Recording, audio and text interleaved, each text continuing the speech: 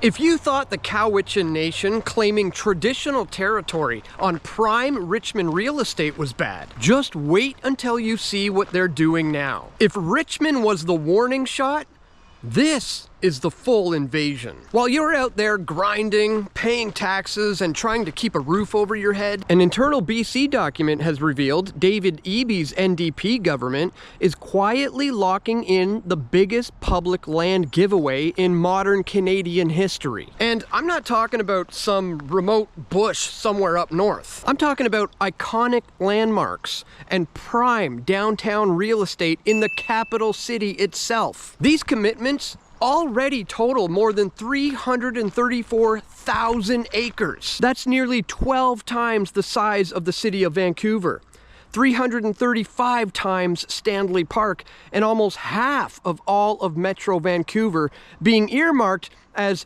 treaty lands and handed to First Nations control. When you add in the other deals still being negotiated, we could be looking at 9.6 million hectares. That's 10% of the entire province. That's the size of Portugal or South Korea. And the government's own consultation paper admits public access could be limited or even cut off entirely. The land transfers may take some getting used to as they cover public lands that could end up sealed off from public access.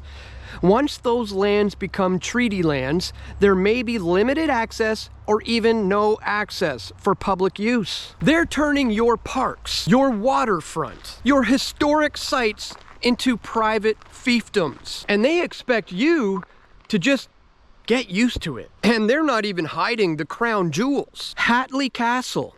Yes, the 1908 Dunsmuir estate, the place that once stood ready as a possible wartime home for the British royal family, is part of the nearly 2,000 hectare package wrapped around it, handed over as fee simple land to the Songhees Nation. That's about 600 people. And it doesn't stop at the castle. 2 parcels right in downtown Victoria are also listed. A parking lot across from the BC Parliament buildings, assessed at $24.8 million, and a nearby waterfront parking lot valued at $22.3 million. Both headed to the same Songhees Nations as treaty lands. Those could be turned into whatever they want. Skyscrapers, gated compounds, you name it, with zero city council oversight. Because once these become treaty lands, local government bylaws do not apply. So at the exact moment that court rulings are already throwing private property into chaos, with Aboriginal title claims that can override fee simple ownership, the NDP is voluntarily surrendering massive chunks of public crown land, land paid for and maintained by every taxpayer, into treaty territory that the rest of us lose democratic control over, with no public say and no more access guarantees. This is being sold as reconciliation and returning lands. But what's really happening here is a stealth transfer of control over the commons, while the public is left out of the loop. They're hoping you'll just scroll past this. They're hoping that you'll accept it as progress. They're hoping you won't connect the dots between the public account numbers, the Hatley Castle giveaway, the downtown Victoria parking lots, and the much larger map of what's still coming. Everyday British Columbians are being told to sit down, shut up, and just watch their province shrink. So, what do? Well, first, spread this information far and wide. Share this video with everyone you know, even if you're not in BC, because this is and will be a Canada-wide issue. And in fact, it's the beginning of a global scheme directed under UNDRIP, the United Nations Declaration on the Rights of Indigenous Peoples. Also, tell people that this was never just about addressing historical claims. It's about a narrative that justifies massive transfers of public wealth and control, with limited transparency and no real discussions of long-term consequences for the rest of the province. This isn't reconciliation. This is a systemic transfer of public assets, your parks, your landmarks, your downtown real estate, and your hydro potential into a parallel system exempt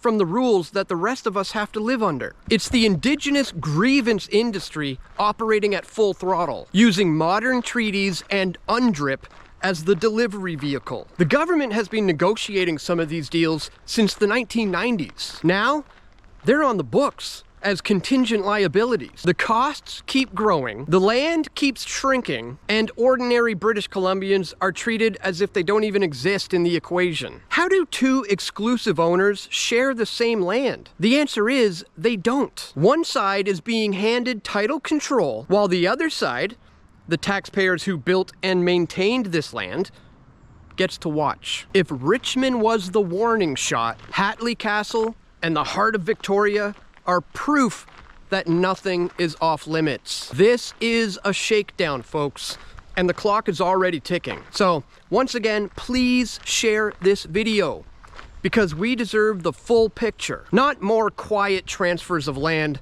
that belongs to all of us. Be sure to click that like button and leave a comment. It really does help with the algorithms that are designed to stop this information from being seen. And if you would like to protect your wealth with precious metals, please visit pressfortruth.ca/gold and book a call today.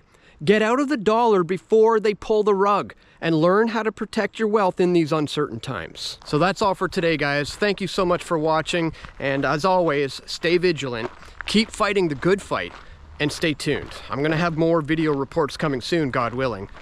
This is Dan Dix reporting for Press for Truth. We all want truth.